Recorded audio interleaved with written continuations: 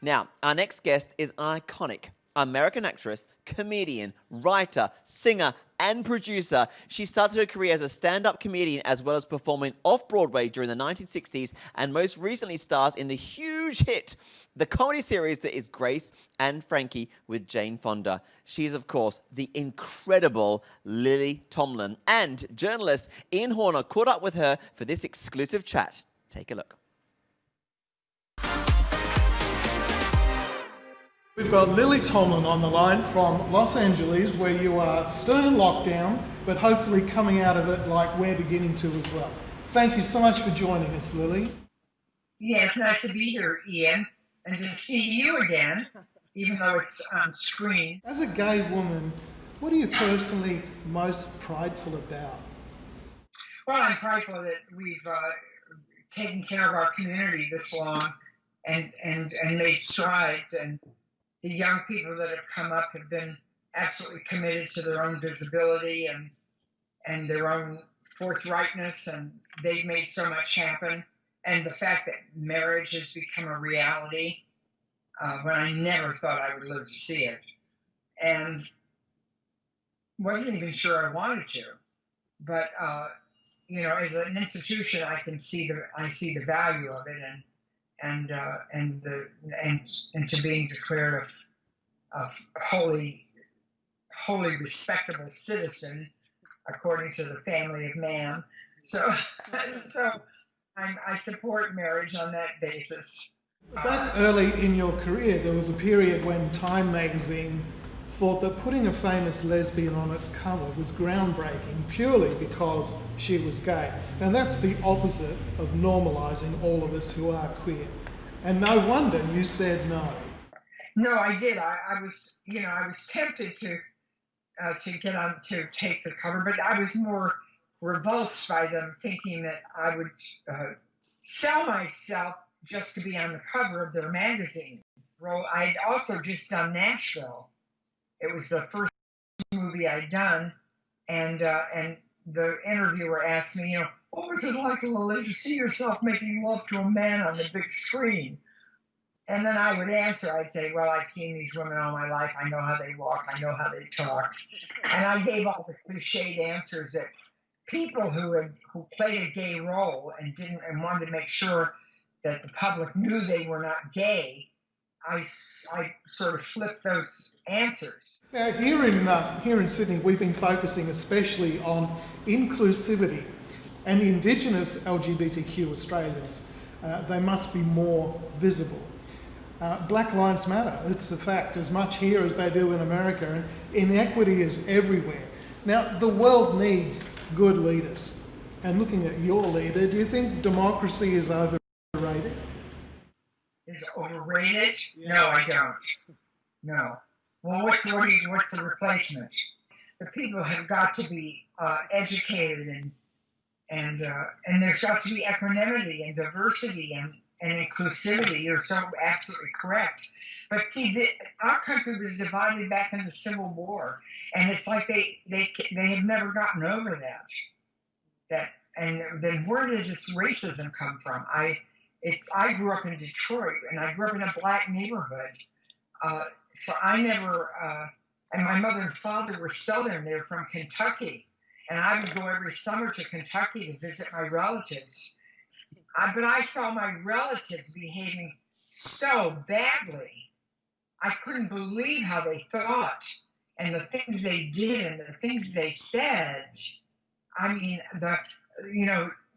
ladies who worked for my aunts, black women who would come and help my aunt do the laundry and stuff.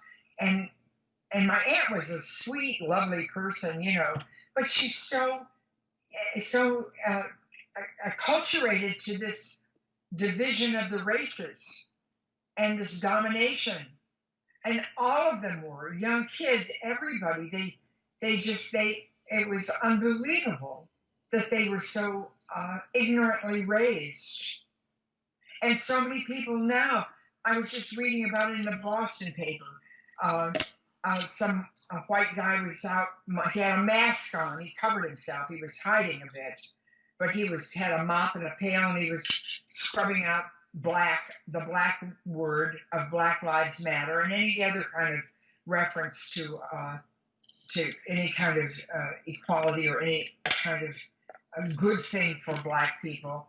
And now people have come to a moment in this country, at least I feel that we've come to a moment. This convergence of crises with coronavirus and Black Lives Matter and the death of George Floyd. It's like suddenly people have had a consciousness click, or more people. So more people are amassing and becoming a larger group. I hope that are going to affect some kind of real change. We're living under fascism right now, and we're just hanging on by our fingernails, because if Trump got another term, we would definitely be deep into horrible corporate domination and racism and ugly policies. The poor don't matter.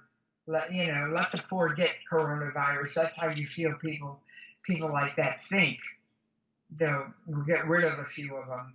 Judging by the online comments, people are devastated that Grace and Frankie is finishing up. Did anyone in particular pull the plug?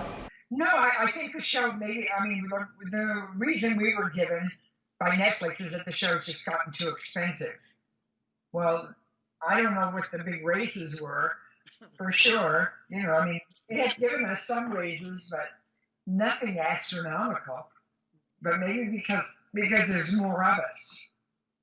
But I've seen shows like, that there are shows that have 6 or 8 leads, and they stay on, and I know they're making more money than I am. I don't really know why they're willing to let us go. It's such a shame.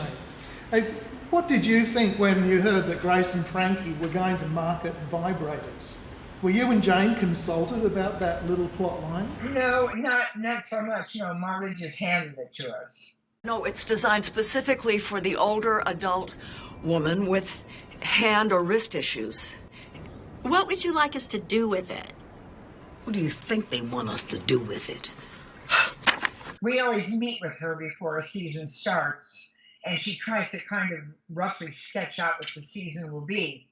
And so we were okay with that, but we didn't want it to be like the major theme, and it became bigger and bigger. It seemed to become a major theme of our activities, but it was for a good cause. It was for older people and for women to express their sexuality, and with big lettering and easy grips and things like for their carpal tunnel.